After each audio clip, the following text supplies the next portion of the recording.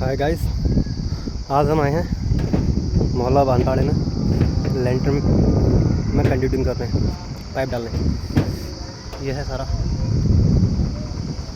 हमारा काम किया हुआ।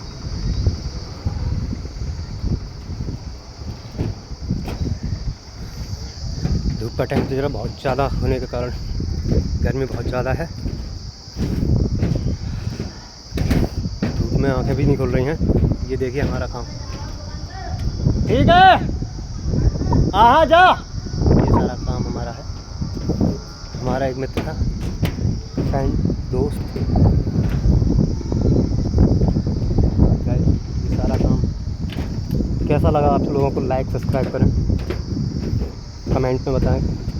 कुछ कमी हो तो मुझे बताएं, जिससे कि मैं आगे अपना काम में सुधार कर सकता हूँ।